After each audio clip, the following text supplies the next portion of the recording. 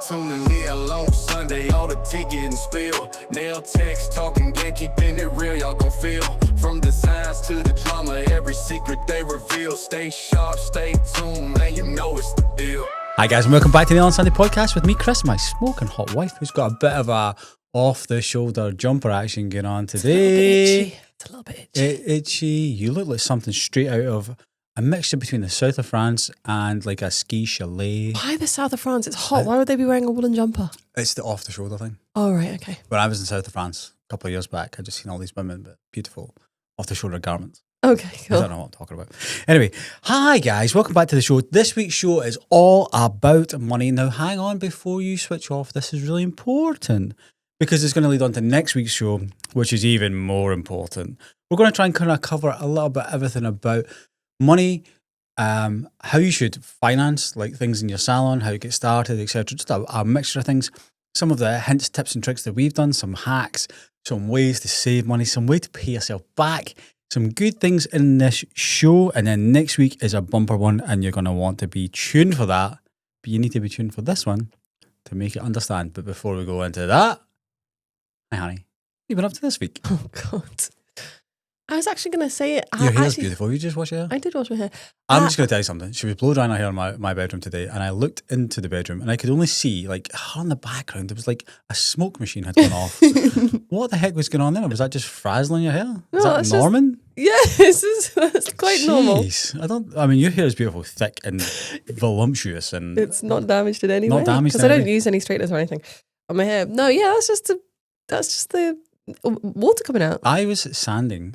You guys know about this. The bathroom downstairs that we've actually now fixed, but I was sanding some of. Okay, we're like 75%. There's a bit of plaster that we had to just kind of patch in because, again, we bought this newish house like 10 years ago, and it just falls apart because it's a new build. Anyway, I digress. So I was sanding there this morning, and I came out like, do you remember Home Alone 2, the first Home Alone, I think it was, or Home Alone 2, when Marv like came out and he had like cement dust all over him? Have you seen your hat?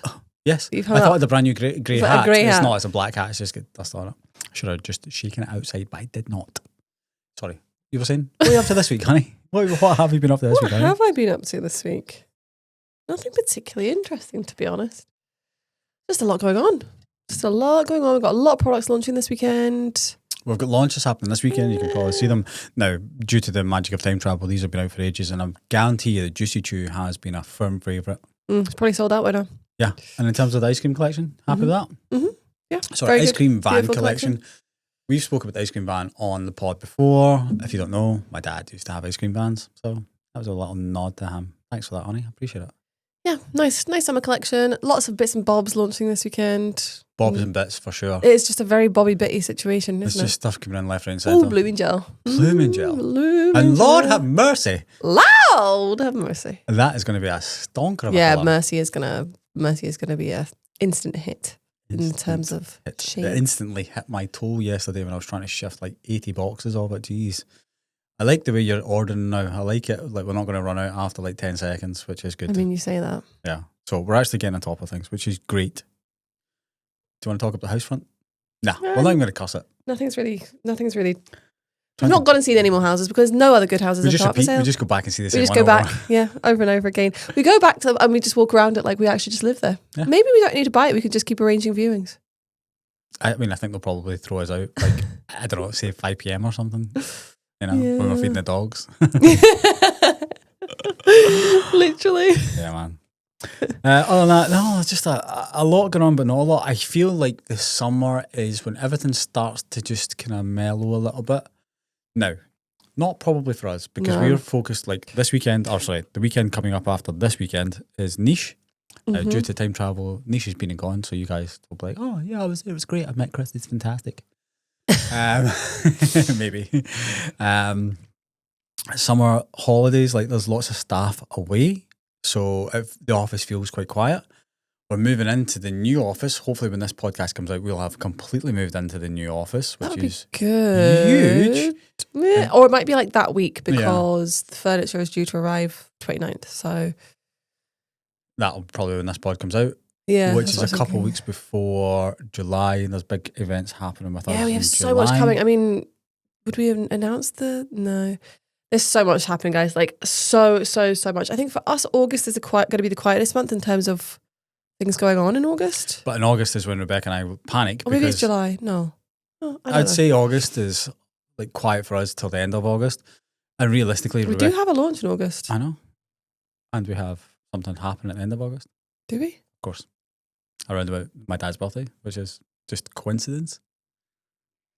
What's happening? It's a bank holiday weekend, honey. Oh, yeah. End of summer bank holiday weekend. Stuff going on. Yeah, lots and lots of God, there's just so much. It's just like, give us a break. No. When can we just stop? No. Just 1 month. No. September. Oh, God. No. September. October's quite far away. October's not going to be quiet. We'll have launches. Lunches. There's just launches all the time. Yeah. All realistically, the time. when it comes to August, instantly, that's when Rebecca and I switch to winter, Black Friday, etc., Christmas. That's when we're focused on that type of time already. Just so you guys understand, it's like a 6 month transition period from summer to winter. We're always trying to be 6 months ahead. Although right now, the rain this morning, I'm just going to say, right, so we're smack bang in the middle of summer. I woke up this morning and within the first hour of me being awake at 5 a.m, there was at least 2 inches of rain. I'm telling you right now, this summer is a repeat of last year. It shouldn't have been. It should have been glorious this year.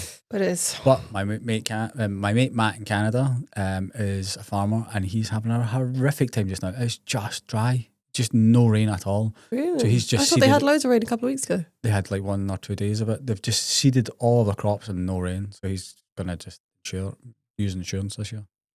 Sucks for them. And we're just getting drowned. There's no equilibrium throughout the world. No, it's just ridiculous.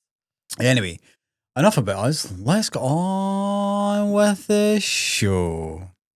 Okay, so one thing I just want to point out right now, Rebecca and I are not financial advisors. All the things that we're giving you, all the subjects we're covering here is basically just our best practices, and that changes from week to week, month to month. But right now, this is what it is currently. And our experiences.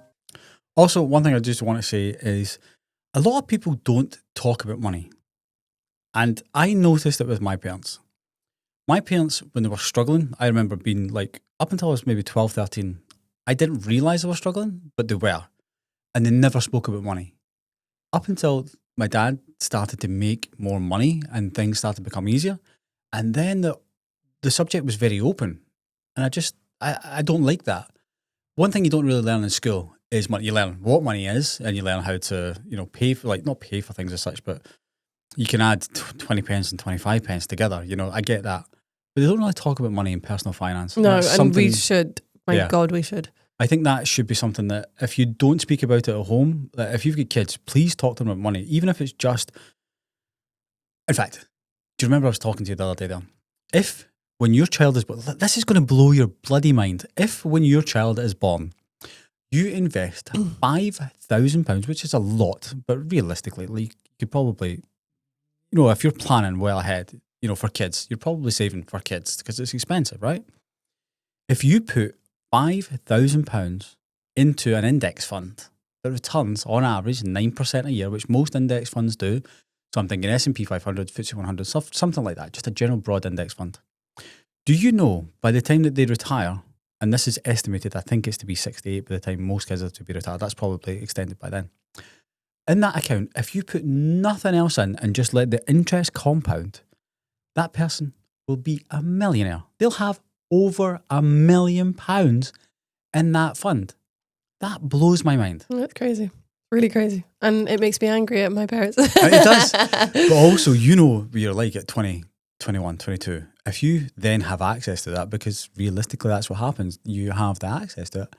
At 21, like, I know I was financially illiterate and irresponsible at 21. My God, I could run a business because I had a business at that time, but my own personal funds, like when it came to the weekend, I would just blow it. I was out from Thursday through Sunday. Granted, I was working in between all that, but I was out, I was just blowing it. You're just buying crap. Yeah, buying stuff you didn't need. Buying 4 magic trees for the car. Do you know what I mean? Stupid stuff. I had like 13 phone contracts. You did. It's weird. The funniest thing is when Rebecca and I got together, where we were working in the same kind of industry, the same company, and then we both didn't work for that same company anymore, and we were like high and dry pretty much. We didn't have a job for a little while. Then we both got jobs and trying to scramble and save. So we've been at both ends of it. Like especially with my parents, and then with you and I, we have had like nothing, rock bottom. Oh my God, we have had rock bottom, huddling together in winter in a horrible, dingy flat in Aberdeen. That we weren't paying for. Because we couldn't pay for. We were renting it, but we couldn't pay for it. In the bedroom, huddled together under the covers, not because it was nighttime, but because it was the only way to stay warm because we couldn't afford to put any Gas or money electricity. on the meter. Yeah, Literally, we were. but it was fun. Like we had fun. Oh, we did. We did it. We had lots of fun. My mum always speaks about this for all of our sins. My mum always says that the best time that she had was when they had to get rid of the TV because they couldn't afford it anymore. Because back in the day, like, I'm just going to say 20 years ago, 40 years ago, you rented your TV from like a store, you know, and you would trade it in. It's like you kind of do with a car almost, you know, or you shouldn't, but people do. And you would rent your TV, and they couldn't afford to pay the rent on the TV, so they didn't. But they had the wireless, the radio, and they would at night time play around, like listen to the radio and play games. Yeah. You know, I remember most of like my childhood, I didn't really watch TV. Like young didn't watch TV. I used to record the charts and then edit out the commercials and stuff. You know.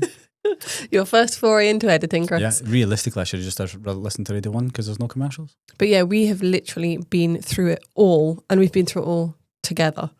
Thankfully. And we talk about this all the time. Chris is more like, oh yeah, money can't buy happiness than I am. I genuinely don't believe that money can buy happiness. Money can buy ease, but then with money comes other problems. So it's all relative. It's all relevant. It's all relative. It's all relevant, actually. Like, the more money you have, the more problems, because realistically, to keep that money, you have to do, like, more things. You have to invest, you have to do this, you have to do that. There's so much goes on to it. You have to pay tax. The more money you've got, the more tax you get. And I can promise you guys, nobody likes paying taxes, but there's two things that are always certain in life: the fact that I love Rebecca and taxes. And death, sorry. But let's get on to it. So we're going to talk about nail businesses, but this will be relevant to you if you have any business as such. So, a couple of things we're going to run through, because we have run through a lot of this in podcasts before, but we have to give you all these little things so you get to the end and you understand it all. Let's talk about nail businesses. Right. So imagine you're setting up your own business. So what do you need? Initial setup costs. I was meant to sit down and actually calculate this, and then I didn't. You didn't. I didn't do it. But it's okay, because it doesn't make a difference, because people can work this out at home. We actually have something that's going to help you, but that's another story for another day. So I'm just thinking initial setup costs. Imagine you're doing it either from like a cabin in the back of your house where you might have to pay for the cabin. What are the initial startup costs? Well, I wouldn't, invest in a cabin if you haven't got any. But no, say you've got nail experience. Say you've qualified for the last Okay, year. well, we can't take into consideration the cost of the cabin, right? So let's just take into consideration the things that you actually need to do a set of nails. You need a desk, couple of chairs, 2 chairs. Yep. You need a nail lamp to match the gel system that you're using. Preferably. Why can't I say that word today? Preferably, for the gel system that you're using. But we understand sometimes when you're starting out, that's not always applicable. Yes, so that can be a tough one. I would say new nail techs are far more likely to fall into the trap of buying a low quality generic nail lamp. But you need a nail lamp regardless.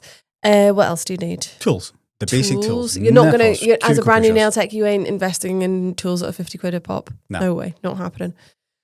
So you're going to go with something relatively cheap. And do you know what? The cheap ones, they can do the job. They can do the job absolutely fine. You're going to have to replace them a lot quicker. But Yeah. realistically, if you can get Great them starting started point. just now, always think to yourself, what can get me through the next 3 months, the next 6 months? Yeah. So I get some income coming in, and I can then afford things like that going back out. You're going to need your disposables. You're going to need your gels. Now, you need also ideally a table light, but I mean, Recycle something. Go to a Okay, charity crazy. shop. Get something that will do for now. how's that going to work? You can get like, Do you- what, like a table lamp, like an actual table lamp? yes. That's not Put a work. good bulb in it that's But to- bright white. I don't think that we didn't have table lights in our salon for years. When we first started, no, because we had massive lights above us, But yeah, so I mean, you can definitely do it without, but it will make your job much easier if you do it with. for sure.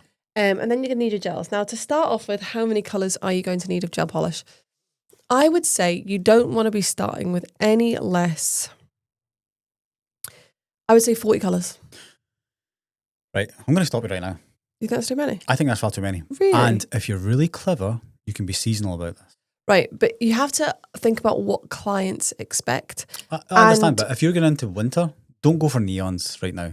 Oh no, 100% with what Chris is saying is so accurate. If you are starting up as a nail tech, look at the season that it is right now. The season you're coming into. Yeah, for sure. You don't. If you're coming into spring and summer, you don't need to be buying all the dark colors. I would grab a couple. Yeah. But you don't need to be having the full range. Yeah. So build your range as you go. Pastels, neons, if you're going into say spring, summer. But I'd still say, okay, maybe not 40 then, maybe 30. Maybe 30? 25, I was going to go for. No. You still need to cover some bases. You need black, white, of course, red. You need a few pastels anyway. Let's say minimum you need 5 pastels. So we're just pitching this as, say, February, you're coming into spring. February, you're still going to be doing a lot of dark nails, but yeah, whatever. Say you're going to need another, say, 5 neons. Just because it's a season doesn't mean that somebody's going to come in and not want something completely different. Do you know what I mean? So I would say a very minimum, I would say 30 could give you a good base. But how many clients have you had come in and you presented them just for some, like I'm talking like in the salon, we had 100 plus colours and you present them all these colours and instantly they have analysis paralysis. They can't work out what they want. They can't work out if they want this milky white or this milky yellow or this yellowy milky white. You know? I get that, but at the same time, if you are a new nail tech starting up, it's very much like when we launched our gel polish collection. Yeah. We came out the gates with 100 colours because we knew we wouldn't be taken seriously if we came out with 10 or 15 or 20. Why is somebody going to rebrand to us? It's the same thing as a nail technician. If you have grafted to get that customer to book with you and walk through the door for the first time, amazing. Now the hard part is keeping that customer. So if you have that customer come in and you present them with like 8 to 10 colours, they're going to be like, this is not what I'm used to. Like I need more of a selection. I get that. But I'm just going to think of say for instance, you've been training over the last couple of years. You're probably going to have built up 20, 30 colours anyway. But no, because why are you training for a couple of years? At college or something? But most people don't do that now. Most people do day courses. Okay. So you could have literally 3 days ago, you haven't done a single thing to do with nails and now you're setting up as a nail tech. Do you know what would be good to introduce into nail order? And we're just going to spitball this right now. Startup kit that's smaller than the big boy kit. It's called a brand bundle. We should do that. What, the brand bundles? Yeah, we should advertise that more because I've forgotten all about it. And then we have that other thing that's launching as well. SRS. SRS, yes. So I would say you've got to start with 30 colours. In terms of, you're going to need bases, you're going to need tops. In terms of builder gels, no, you don't need hundreds of them. 5 colours, that's going to do you. I mean, if you are going to paint over them, just stick with one colour. No, people expect, especially if you want to be doing Frenches, have bases. Don't listen to Frugal Chris, by the way. No. One thing you have to understand is I'll spend money on nothing. I'll do it all myself. No, on this one, you want to listen to the person who's actually sat in front of the customers. Yeah, for sure. So I'd say start with 5 builder gel colours. And actually, do you know what? See, in our salon, I think the most amount of builder gel colours that we ever had at one time was 8. And that's in a busy salon. So... How many colours were available at that time? I'd builder gel. Going with the brand that you were using? Probably, I'd say over 20. But you always were in the ethos as you don't need all those you things don't. for the most part. I still don't believe that you do. I still don't. You're gonna have probably your core 2 that you go to over and over again, sure. and you have a couple of outliers. But I think you're gonna Cherub, Seraph. Yeah. Yeah. So Cherub, Seraph, Rapture. Peace, Rapture. Okay. Mercy. So you're going to need at least 5, right? Right, Okay. have 5 colours. Also, you want to make sure you're suiting a range of skin tones as well, right? So let's look at what we've got. We have got our desk, we've got our chairs, we've got our tools, we've got our disposables, we've got our lamp, we have got our 30 gel polishes, we've got our 5 builder gels, bases, tops. I like what you said about skin tones, and this is something I didn't take into consideration when writing all this sort of stuff down. There's a saying in the credit card miles and points game, this is something we'll go on to later on, your mileage may vary, and that's quite a good one, because you have to understand your demographic. Mm-hmm. If you're in London, Birmingham, something like that, where you have a variety of skin tones because of the demographic there, I'm thinking like if you're Highlands, Aberdeenshire, it's pretty much just going to be an older demographic for the most part. It's going to be a white demographic for the most part, you know? Yeah, so it's very much, you need to cater to your audience. That's a good one. That's a good way of putting it. So yeah, that's a good way. For sure. So definitely keep in mind where you're located and who your clients are going to be. Sure. Obviously, it's really hard to gauge when you're just starting out. Yeah. So all in all, I reckon you can get started £1,000. That's what Maybe I had under. right here, £1,000 to set up your nail desk Yeah. area. Especially if you are going with a brand, most brands will have a bundle of some sort that you can buy gel in bulk. Yeah. We have our brand bundles. We have SRS, which will be out soon as well. But a bundle we can get lots of gels for a low price. And what you find is brands want to get you on board. So quite often those bundles that we're talking about will be slightly discounted. So take advantage of it. Or massively discounted. Our ones are hugely discounted, so you're going to get a lot more for your money. So I think you can definitely set up. I think if you gave yourself a budget of £1,000 to set up with, absolutely plenty. Perfect. That's good. And if you can do it for less, even better. But don't scrimp on certain things. If you budget £1,000 and you're going to have an extra £200 left, make sure the lamp is really good, because I promise that it will make a difference. And that's not a sales pitch. Go with any other brand. We don't care. Just make sure the lamp's good, right? I agree completely. I want to cover training and qualifications, because that is something that you did say. It could be day courses, it could be 2-year courses. Your mileage may vary. If you could go back and tell younger Rebecca what to do, what would you suggest? In terms of doing, Would you go to college? No. Would you do day courses? I'm quite Would you do vocal. online? Would you do in person? I Would you do all the courses? Would you do no course? online courses? online courses wasn't much of an option when I obviously first started in the beauty industry. And there was a few things, but not like what there is now. I prefer to teach myself things. So online courses for sure, but there are some really god awful online courses out there. There's one, in fact, I was approving accounts yesterday, the day before. And anytime I see, this sounds really bad, but anytime I see a certificate come through from this one company, I know who you're talking it's about. not a brand, it's a training company, my heart sinks and I think, oh my God, because the quality of their courses is just a horror. Do you ever Absolute think to horror. yourself, like, if you're approving accounts, like, you should just give that girl a free online course? Yeah. Yeah. Probably a good shout. I know, it really is. It's probably going to save us some issues in the future. So yeah, it could be such a minefield trying to work out what's good and what's not. If you're getting a course for like 20 quid, probably not good. I mean, I say that. We've done our extensions course for like ridiculous, like £39 before. Yeah. And that is a good course. But I would say if you're getting a course from a gel brand, probably going to be relatively, okay, because that brand is trying to set you up so that you have as few problems as possible. So not only do you buy the products again, but that you present the brand with less customer service issues. Yeah, for sure. So generally it is, I would say you're going to be set up quite well with that. In our experience, I know the girls, both customer service and training, have said that the issues that they have are with these courses that are £29 from Groupon. That these people are just trying to smash out the course, get your money as quickly as possible, and issue a certificate with no real backup of support. The scary part is that these training companies, they don't seem to have any idea how to use the products that they are training people in, because the one that I'm talking about, they use our products Incorrectly. very incorrect. But it's so difficult because it's, how do you approach that without sounding like a complete and utter asshole? No, maybe they'll listen to this pod. Let's go, because this is a long pod, so we're going to get going. We were meant to talk about how we funded our businesses. We'll get to that, honey. I'm just getting through this. Okay. Insurances and licenses, something you can't really get away from. Licenses, what I'm talking about for Lakes America, it depends on your license. If you're maybe tattooing people's faces in the UK, we're going to need licenses. And insurances, do you think it's important? And insurance is incredibly important and not expensive at all. I've just actually renewed an insurance policy, and that was just for training academy. So that covers us to do all treatments, and I just kept I kept in my brows just in case I change my mind at some point. Which I never will. So this insurance company policy I'm about to tell you about includes microneedling, so invasive facials, dermaplaning, semi-permanent makeup, nails, brows, lashes, waxing, pretty much nails, obviously. Everything you would need for a big everything salon. you can think of for a salon. Just because I thought, well, why not? And I do like my sister's brows and my granny's brows and stuff like that every so often. And it also has a teaching endorsement as well, because obviously we need that for the training academy. And that policy for the entire year, and that covers 3 members of staff, £388 for the year. It's pretty good. So if you were an individual only doing nails, I mean, you would be expecting probably around half of that. We're looking at less than £5 a week.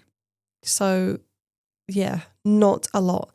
That is with Westminster. I would recommend them. There's lots of insurance companies out there. We don't have any affiliation with them, just from my experiences. They seem to be good for like the more advanced stuff. They just cover everything. And they, like, for instance, one of the reasons we went with them is they would let us send patch tests during COVID times.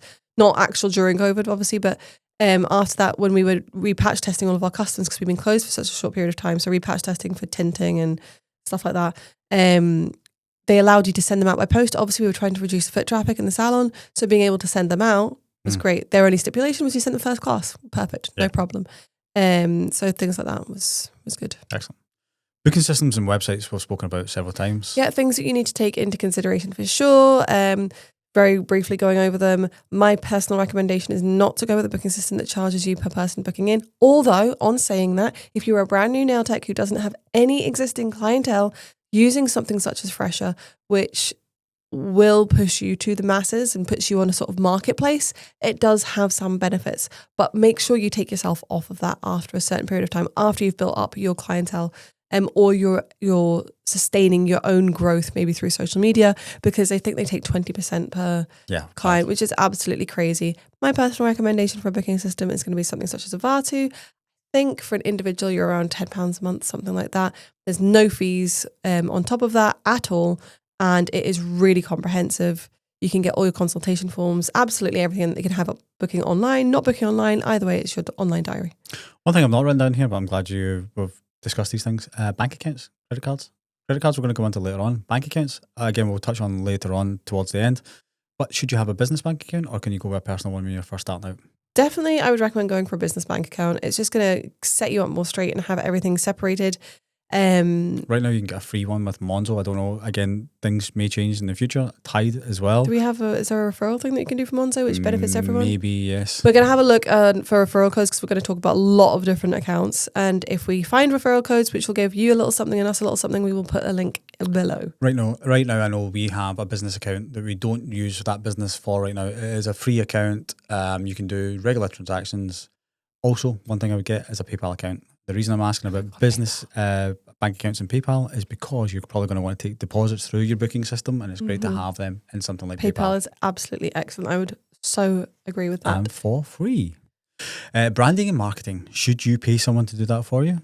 I wouldn't personally recommend it in this day and age. I don't think you need to. I think with things like Canva, which again, you can get a free Canva account. Yes. Do it yourself. They have so many templates, even if you're not very artistically inclined, so many templates. Ask AI to help you for some ideas. Jump onto ChatGPT. But use Canva, do it yourself. Because honestly, what you start with in terms of your branding ain't going to be what you end with. So say 6 months down the line, a year down the line, you're quite established, you want something slightly more professional looking. Honestly, all of these people are just creating them on Canva anyway. Maybe you want to pay for something then, but don't pay for it to begin with. No. Certain things that you can get for free. Canva, ChatGPT, and CapCut. There are 3 things in social media and marketing that you would probably want to get on your telephone right now. Absolutely. You don't have to pay anything for these. There is paid features, which you'll probably want to do in the future, but stick with the free ones for now, because I guarantee you it's something that Rebecca and I didn't have when we were starting up, and we had to go pay people, so we're giving you the free advice now. Next one. This is I love this one, because this is one people forget about. Ongoing stock and stock product restocks. Where do you want to be with this fine line, this dancing game, right? So imagine you've got your 30 colours and everything else, your top spaces and everything else. Imagine that you approached the brand, let's rephrase it. Imagine you went to the brand to get all these and it's your first order. Should you be thinking about your restocks already? Absolutely. Not so much with your gel colours. The thing is, you're not going to know what's popular until a little bit of time has gone by. So take note. See if you've got a builder gel and that is the one, you've got your 5 colours as an example, and there is one colour that you are using every single day for the majority of clients. You need to very quickly be thinking about restocking that colour, because you don't want to be the person that runs out of something. You don't want to be that person. That's financially terrible for you. And also top coats. You're going to start with 2 top coats. Don't buy 1 top coat when you're starting out. Get 2. Yeah. For sure. You cannot be running out. And also, the reason I was saying that is anytime you place an order or say something, say for instance, you're placing an order for 10 colours and a couple of builder gels, add in top coats at the same time, because if you run out, you're going to have to buy them. Yeah. And if you buy them, you might have to pay shipping because it's a low value thing. Just bundle it in. Something I think is really important to point out is that when you are starting out in business, and this, I say starting out can be an infinite amount of time. Starting out can be the first 6 months, the first year. It can be 5 years of business. It's very much dependent on your circumstances and what type of business that you're in. But it's all about reinvesting. Don't think, oh, I've just started a business, all that money is mine. No, you've got to be reinvesting to get yourself to a certain point. Don't expect to be profitable in year one. Don't expect that. You got to build your business. Nobody asked you to do this. You have to be the one that puts in the work and expect not to really make any money out of it for the first year, is what I would say. And one thing I want to cover, the very last thing on this, just setting up your business, is an emergency fund. Mm-hmm. It's something that everyone overlooks and nobody wants to factor in, because nobody both wants to think of the worst thing, quiet times, etc., and nobody wants to actually save that money or bundle that money in when they can be using it for something else. So I'd say a really good way of easily collecting that money is through a pot. So if you take out a bank account with, say, Monzo, you can have several different tax pots or pots set up. One can be for your tax, which we'll talk about later, but you could have one for an emergency fund. And all it does is it takes a percentage of everything that comes in. You could have that set up for 1%, 5%, 10%, whatever you want. And it's going to take a percentage of the money that comes in, so you don't even notice it, and it's going to put it in that pot, and it's going to be sitting there for when you need it. Yeah. Other things, like for instance, we're talking about PayPal. If you have your deposits, keep that aside. Keep it. Don't look at it. That's what we do. Like, truth be told, you know how we're very honest with you guys. All of our payments that come in through PayPal, we don't even look at it. We don't consider that our money. Well, not our money, but the business's money. We don't. It's just there because it's there, and what we use it for is to pay our VAT bill. Yeah, horrific. It is horrific. So we don't even, it doesn't even concern us because out of sight, out of mind. Okay, and breathe. 30 minutes into that, honey, we did good setting that up. Now, I do think this is going to maybe be over a 3-hour period. So if you want to listen to us in 1.5, you can. So the next part is ways to finance your business. Now, we're going to talk about different ways, and we're going to talk about ways that we have used or not used these things, and if we regret using them or not using them. So first and foremost, self-funding and saving up. When we first started Piranha Pedi, we did it with two things. A little bit was our savings. Now, in comparison to what we got as a loan, I think we put in about between £500 and £800, which we had saved up. That was a lot of money for us. That was huge for us. We, again, at that point in time, Rebecca and I had just got back to being comfortable that we could pay our rent, we paid our council tax. We're starting to save. Starting to put little bits into the bank again. Mm-hmm. I remember I'd saved at one point, this is before, I'll tell you a quick story, that I had scrapped away. Anytime I was putting money into the bank, say for instance I put in, I don't know, £110. That £10 I'd put away to a little thing. And there was one point in November, I can't remember whatever year it was, Rebecca and I were having a hard time, and I had £210 saved up, and Rebecca didn't know about it. And I said to her, let's go on holiday. And we went to Portugal for that £200. Oh my God. Not the Portugal holiday. It was an all-inclusive as well. Guys, it was so bad. How long ago was this? Oh, 15 years ago. It was a long time ago, and we went on holiday for £200. So you can imagine how, all-inclusive for £200, you can imagine how bad it was. It was so bad. By all-inclusive, I mean it was rationed. You could only get one drink per hour. When we first got there, the entertainment was an accordion lady playing accordion. And that was the highlight of the entertainment. But what I mean by that is, so we got started with Piranha Pedi. If you don't know what it is, you can go back and listen to our previous podcasts. We had a little bit of self-funding, which was excellent. But the next thing I'm going to say is we took out a loan.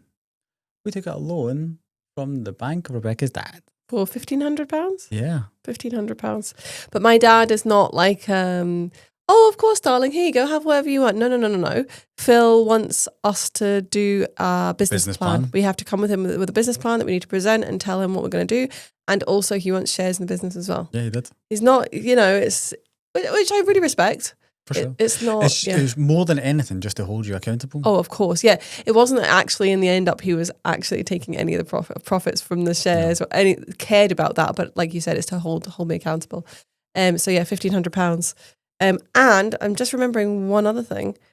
Was there not interest-free credit on the tanks? I'll talk about that in a second. Okay. So yes, so if you imagine we went into Piranha Pedi with around about £2,200. So what we tried to buy was 4 of these fish tanks, essentially, is what it was. And we managed to find a company that would give us interest-free credit as long as you put down a deposit. Yeah, because it was the tanks and it was the fish as well, which were a lot of money. So if I recall, each tank was £800. And we had 4 tanks to begin with. We actually expanded later on. And I think we had to put down like 20% or something to begin with. And maybe more than that. Yeah, maybe 25, and then the fish on top of that as well. Oh yeah, the fish on top. These guys would come, they would install it, they would show us how to use it. And the fish were £8 a fish at the time. Yeah, because it was... And we needed 100 per tank. Supply and demand. So we got started up with not a lot of thanks to this interest-free credit from that company, and your dad was only taking, I don't know, about 50% interest at that time. He wasn't. But he did make us pay back more than that. I think it was maybe like £1,800, so there was interest. There was interest, yep. And he has done that a few times with us, helped us out a few times, and we've always paid him back, and we've always paid the interest.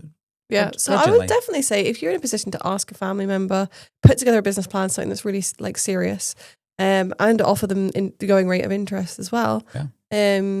I would highly recommend that if that's something that you can do. Borrowing from friends and family is one of the hardest things, and it's if really you have hard. to give it out to everyone else, because if they don't pay on time or whatever, it is hard. The other thing is if I turn things around and say like I was the one lending somebody money and then they owed me money and they were like going on holiday and stuff like that, I'd be like, well, why haven't they? But so I could see how that could be an irritation. But yes, it worked well for us. Interest-free credit, if that is something that you can get to finance your courses even or whatever it is, I would definitely take that. Make sure you pay it back within the prescribed amount of time so you're not paying any interest. But if like we've got an interest-free credit thing on our sofa. Yeah. Not because we couldn't afford to just buy the sofa, but because it made complete and utter sense. Let me just paint a picture for you, right? So when we took out that sofa, when we got that sofa 2 years ago, it was on offer that it was interest-free finance. For quick math, let's just say the sofa was £2,000. It was a lot cheaper than that, I think, but it was £2,000. Chris was never letting us spend £2,000 on the sofa, let's be honest. Interest-free credit. And at that point in time, inflation was huge, like 9-10% in the UK. So realistically, at that point in time, your money was losing 10% of its value every single year. So if you bought something at £2,000, instantly take away 2% of that, £1,000. Oh, No, 10%, £200. £200, sorry. I'm getting confused with my own math there. Instantly, over the next couple of years. So if you can take it out with interest-free credit where you're not paying any interest, by the time you've paid it, your money's worth more than it was. So yeah, it absolutely makes sense. So it's not that we had to do it. But it makes financial sense to do it. It's also opportunity cost as well, because if you can spend, let's again just take £2,000 as an example, £2,000 interest-free. If you can take out £2,000 interest-free credit, it's not costing you anything. In fact, it's probably, like Chris said, benefiting you depending on inflation. If you can use that money, that means you have that £2,000 cash to use elsewhere. Don't go on holiday with it. That's not what we're talking about. No, but if you can put that into your business, if you can help start up your business with that money, then go for it. You know, use your money wisely. We'll talk about interest rates and stuff in a little second. After a year or so of having Piranha Pedi, after paying back all of our loans as well, successfully, we decided to open a salon. Now, there's lots of things that came in between that, but we're not going to bore you with that today. We decided to approach our bank at that point in time, Lloyds TSB, remember them, to ask for a business loan. Business loans generally have higher interest rates, but at that point in time, the world was good, and the majority of interest rates were around about 1%, and I think we were about 4%, and we took out a £10,000 loan. See, I completely have wiped this from my memory. What were we using it for? So we were relocating our whole entire life from one area in Scotland to another. We were opening a salon. We had to have 3 months up front for the rent. Oh, I forgot about that. Right, yeah. Okay, so if you imagine, I think the rent was about £1,000 a month. It was, yeah. That's £3,000, right? In that salon, we were creating 4 nail desks. So that's 4 times whatever we've said. So imagine it was £1,000. It was less back then. That was all the equipment, all the beauty beds, the spray tan booth. Couple of beauty beds, spray tan booth. All the stock. Stock for, essentially, there was 4 beauticians within that. And just decorating the place in general. We had worked out that it was going to probably cost us, I think, between like £12,000 and £15,000 to do. We needed, because again, we'd started to save up money for that move. I'm just looking back on that premises and I'm thinking, how did we spend £10,000 on that? Honey, we didn't. And let me tell you why. Because we bought beauty beds secondhand. The desks were from IKEA. We tried to, I think if I'm honest with you, the way the lamps used to be back in those days, I think we had to buy 6 for 4 nail desks. You had to have them on rotation. We had like old computers and stuff like that. Staff uniforms, I think we had to buy. So what did we do the rest of the money? It helped us to relocate our actual house. I think we paid for the first 3 months rent and that property up. So yeah, don't do that. But well, there you go. So we took out that business loan, and it took us a few years to pay that back. One thing that happened at that point in time, and the reason I said Lloyds TSB is, I don't know if you guys remember, then Lloyds TSB split. Lloyd's stayed in England, TSB stayed in Scotland. Now, that essentially that loan transferred over just to TSB. And there was a period where they didn't take any payments from us for like 6 months. We were quite happy about it. We were like, not paying that back. And then they caught up with us. And all of a sudden, they were like, you owe like $2,500. Holy smokes. We had to go in, we had to have a conversation with them. They had to extend it for like an extra year. So we actually had to pay more. Realistically, we should have just paid it. But at that point in time, we were having a hard time with it. We'd opened this new salon. It was going okay, but there was fierce competition around that area. And we had to really, like, acrylics were £12.50. And we were starting from zero with no real experience, well, other than like what we'd learned in the non-standard salon, no real experience in beauty treatments and no reputation. Yeah. So what I'm going to say is, in terms of making sure payments are made, there are 2 things that you must make sure are paid way before you don't even consider yourself. The rent. Yes. And your staff, if you have staff. Okay, 3 things. What were you going to say? The rent, staff, and just basic things like The HMRC. electricity? Oh, No. yeah. Not even, HMRC is quite far down the list in my opinion. Yes, we know that, honey. But Chris and I, we've talked about this before. We've literally several times like sold cars to. So I just ensure we want to paid the touch on staff. that, just to show you guys what it is. This is what I was coming to. So I remember at one point in time, Rebecca and I had 2 cars at that time. They were old cars. They were bangers. Oh my God, bangers we bought from the auction. But it came to payday, and I remember Rebecca saying, like, we are not going to have enough to cover all of the staff's wages. And I was like, what the heck are we going to do? The only asset we had was a car. It was a second-hand car. It was a banger. We didn't have it in Worth like, finance. what, £1,500? Probably. And we sold it for like £800. What I think we actually did, if I remember, it was a BMW, we took a part exchange with an older BMW. So at least Rebecca, I think at that point, I think we sacrificed your car. Not, I think our car was just worth more. No, it was probably worth less. Stop. Whose car out there is more? Yeah. Okay, whatever. That's because you want a van. You love your van. It's the pride of the fleet, guys. Pride of the fleet. I digress. But what we did is we took a part exchange for that. So we got like £800. That covered the wage. Mm-hmm. At least we had a car. I can also remember, do you remember what I used to do? I had all these envelopes. Do you remember? Yes. And what I would do, because the the staff had to always be covered. The staff never had to know that we were like struggling, and we could never ever be late paying the staff. It's just always my number one rule. So as soon as the money started coming in for treatments, I had envelopes, and I would put everybody's projected pay, into an envelope one by one by one. Yeah. So it was all separated, and it was sat there, and I know that was their money. Realistically, you could work out if everyone was on like full time or part time or whatever. But you say it was like that person normally gets $800 per month or whatever it is. Yeah. Rebecca would proportion that out, £200 a week or whatever it is. You know, Yeah, and I just put it into my little things. Now, if you fast forward to these days, you have things like tax pots on your bank account. You can do the exact same. You can just move money, slide money into other people's accounts. Back then, most people would pay in cash. Now it's all cards. That's something to take into consideration. Other things we want to talk about is credit cards. Credit cards are a massive part of Rebecca and I's life. We use them in the best way possible. We pay them off in full every single month, and we only ever spend on credit cards. The credit cards we have, and we're going to introduce to you today, are 3 main ones. Capital on Tap. Now, Capital on Tap is a business card. For the most part, you need to have a limited company I think for most people these days are setting up limited companies anyway. Yeah, because it negates the liability. It's a great card. You can do the free plan, which we're on right now, which we're thinking about changing due to other... But we've just Chris made us downgrade. Yeah. Downgrade to the free plan. I just want to paint a picture. We have 50 credit cards. So it's hard to try to keep on top of them. But these ones we're going to suggest to you. With that, you can either get 1% cash back, or you can change that cash back into Avios, which you can then convert into British Airways miles and fly around the world for free. So that is an advantage for you. You buy your stock on that, you pay it off every single month, as you probably would because you've got money coming in. You can use it to your advantage. Another card that we have in the UK here is the American Express Gold Card. It's a charge card, so you must pay that off in full every single month. But one thing I want to highlight is you essentially get 56 days total from when that statement balance starts to when you have to pay it. That's like buy now, pay later. Never use buy now, pay later, but we'll talk about that in a second. It doesn't benefit you.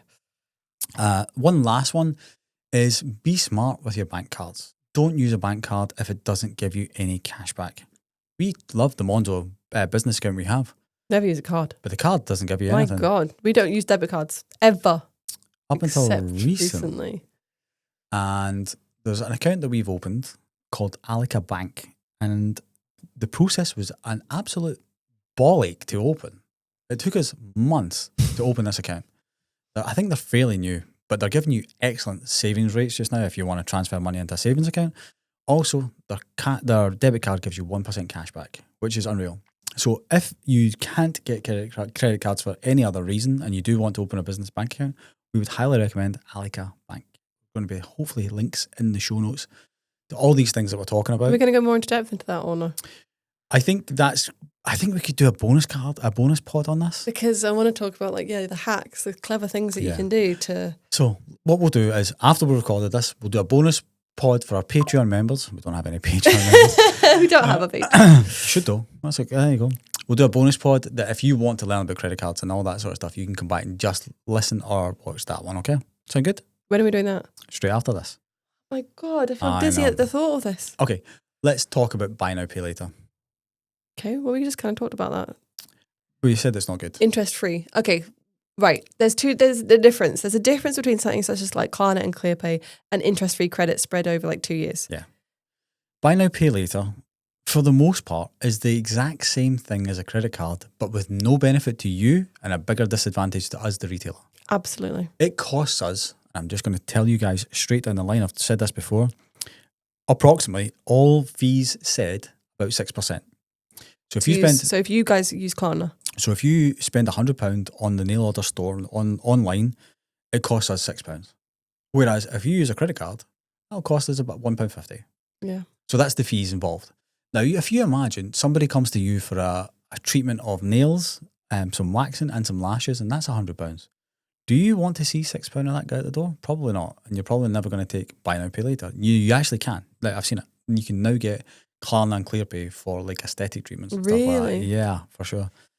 So just be smart with that. A lot of people just reach for that because it's part of their Apple Pay. Yeah, people like talking to some of the staff. They're like, "Yeah, I just do it like automatically." But why? Yeah, I don't get it. I don't have a Klarna or ClearPay account. I technically do because I had to be able to set them up, but that's another story for another day. I don't really. Yeah, I just don't understand them. They, like because you said, you understand credit cards. Credit cards, yeah, they don't benefit you in any way. Where credit cards can benefit you so much. Again, I think we're going to insert episode. God, Chris is good at inserting things. Talking about inserting. If you are enjoying this pod so far, do me a favour. Take a screenshot, share it to your story, and you could be in with the chance of winning £50 store credit at nail order. Next up, one that I love and nobody takes advantage of nearly enough.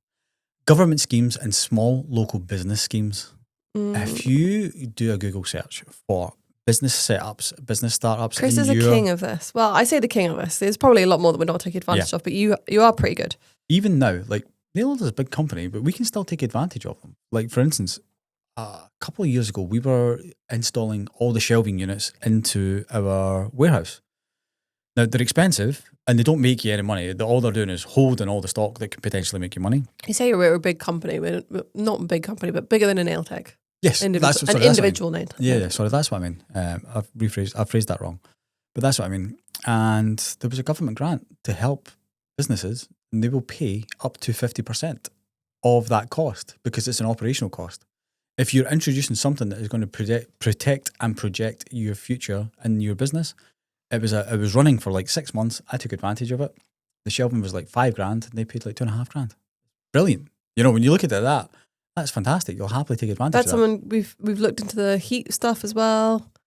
Yeah, so if you're trying to make your place more eco-friendly, I know there's tons of government grants.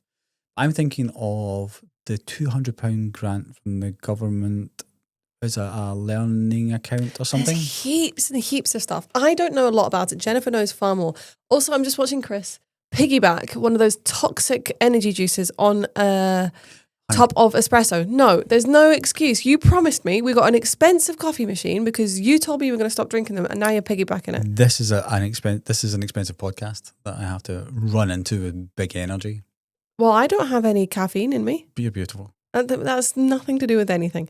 Anyway, Jennifer knows far more about these, but there are heaps of schemes. In fact, we were having emails yesterday from some sort of trust or something looking to pay for training and products for a new nail technician. For the most part, it's probably like when it comes to nail techs, it's going to be for your training.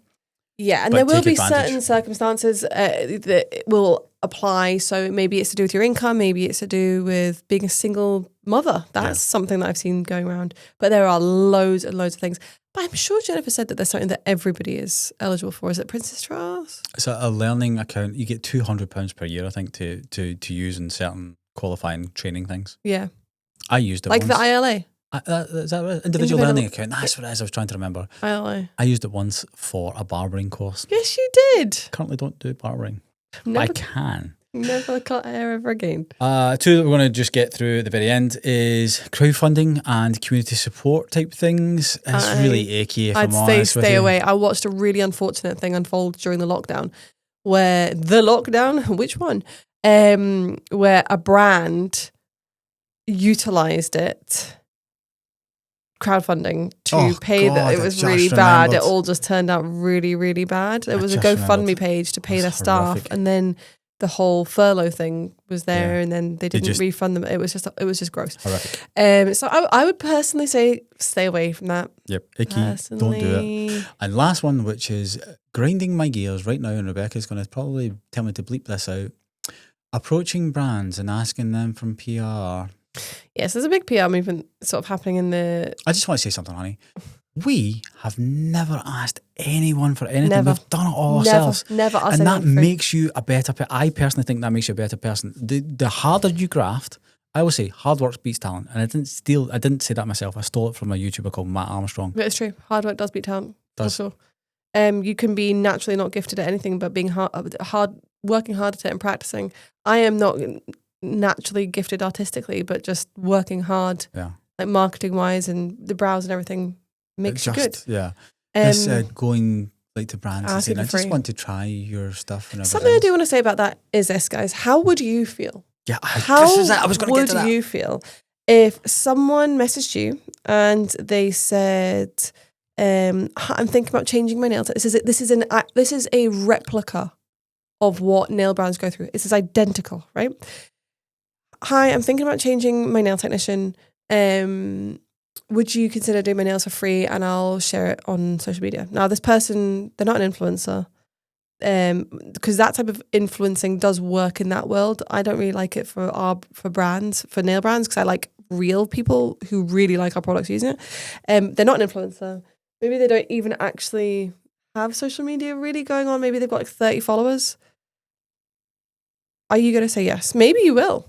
Maybe you will say yes. Or but you're not going to say yes like 100 times. Or for the most part, imagine just someone said, I'm thinking about changing my nail tech. I'm thinking about it. I'd like to come to you for a set of nails. And when can you book if they're good, then I might come back. That's pretty much it. Could you imagine how that make you feel? Like that time, and your effort. Yeah, I want you to try and apply that to when you are approaching brands, because it's not to say that all brands gift. For whatever reason they gift, doesn't matter. They for the still most part, gift. it's just part of marketing. It is part of marketing, and there has to be a mutual benefit.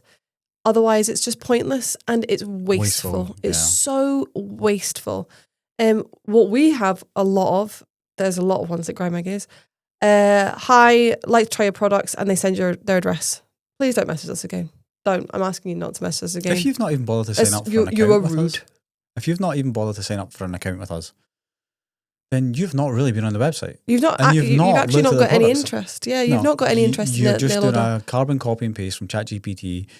We can tell. We can see it through a million. Do you know what? Now that you said that, I'm kind of annoyed about some of the PR I've sent out, because you're right. If they've not even got an account with Nail Order, then they don't have an interest. They've never looked at the products before. They're just doing it to try and get something for free. Another thing that I will say is, please don't message brands saying, "Hi, my girlfriend's dog's pizzle stick fell down the stairs and broken too, so I really feel like I deserve PR over someone else." Like, don't give a sob story. Like, no, it's a professional interaction. If you are genuinely interested in rebranding to a brand, we do want to hear from you. If you are coming to us, you're telling us why you want to try Nail Order, giving us a story about who you are, what you do, and why Nail Order genuinely interests you. Completely different. I am open to hearing your stories. Just thought of something, right? Last year I was running Paisley 10K, doing it this year as well. And at the point in time, I was wearing Hoka trainers, and I really liked them, and I actually ran them out. Hoka. Ran the sole right out of them, and I really wanted those pink Nikes that everybody wore, but they were like 200 quid. I could have went to Nike and said, I'm currently wearing Hokas. I'm going to run a 10K, and I would love to run them in those pink Nikes because everyone's going to look at me and think that guy's running fast as boy. I didn't do that. I found them on eBay, brand new secondhand, and I was happy with them. The other thing is, it can be a little bit offensive. We've got really off topic here. So it doesn't have much to do with we're trying to cram this into like it can be a little bit offensive because sometimes it comes across as we've literally had people say this. I'm looking to try a new brand, but I don't want to waste my money if I don't like the products. Great. It's really offensive, guys. It's really offensive. It's saying like we should invest in you, but you shouldn't invest in us. We're not worth it. Like all the hard work that we put into our products, not worth it. Like, honey, we've got to an hour. I can't believe that we've zoomed through that. That could easily have been a 15-hour podcast. We're going to go a lot more into depth into certain things in the next episode. The next one, so we're going to have the bonus pod for just credit cards. If that doesn't interest you, I feel like that has to be one separate because people are not going to be interested in credit cards. A lot of people can't actually get credit cards, but so that's just another thing. So that's going to be a bonus pod inserted into the middle of this one. The next one, we're going to talk about budgeting tips, how to maximize your money, cash flow management, stuff like that. And moreover, we are going to gift you guys something unreal that we've been working on since, and I'll tell you guys, we discussed this 2 weeks before Black Friday. That's how long we've been working on this project for. That is going Which will be launching on the 5th of July. And it's going to be huge for you, huge for us. I, at one point, didn't think we would ever get to this, but we're going to launch it a couple of months ago, and it wasn't polished in any way compared to what it is now. It's a completely free tool for you guys to use, and you're going to love it every single minute. We promise. Thank you for listening to this podcast. It's because of all these things that we can give back to you guys. Oh yes, from all that money that we're earning from this podcast. Because this is with the first podcast that is monetized, and Rebecca and I will be... Do you think we'll get 4p? 4 pence? Oh, no, I think we'll probably get about 150 for this podcast. Whoa. So it'll pay for our lunch, pay for that coffee. £1.50? Yeah. Pays for coffee? Where? From Greg's? No, from the house. From home. From home? Yeah, from home. Don't even know if it buys a Greg's coffee, probably doesn't. Holy smokes. So yeah, thank you so much for listening to this and watching this podcast. Please like and share and blah, blah, blah, and do all those things. I know she's going to get us out here in a second. And you do not want to miss the next You do not episode. want to miss the next one. Look, you guys will be the first to know. You guys will be in with it. It'll probably launch before pre-launch. Anyway, pre-lunch. Talking about lunch, honey, what are we doing for the rest of the day? Recording tons of podcasts. And sanding, painting, stuff like that. We have well run over this hour. So we are going to get out of here. What can they do to get £50 store credit? Make sure you take a screenshot of you listening to a podcast, whether it is watching on YouTube, listening wherever you get your podcasts, share it on your stories, tag Nail on Sunday on Instagram. And yes, we are going to give away a £50 credit or voucher every single month. And last month we gave it to Nails in the Coffin by James. Yes, we did. Did you actually contact him? Excellent. Did he contact you first? Maybe. I can't remember. Okay. Guys, this is a lot, okay? We'll try and be better on it. We're trying to be better. Somebody wants to do our social media? Can you, Alex? Anyway. Honey, do you want to get us the heck out of here? As always, guys, if you enjoyed that, please give us a thumbs up. Comment below if you've got any questions regarding it to finance, and be sure to subscribe. Soon to leave alone Sunday, all the tea getting spilled. Nail text, talking game, keeping it real, y'all gon' feel. From the signs to the drama, every secret they reveal. Stay sharp, stay tuned, man, you know it's the deal.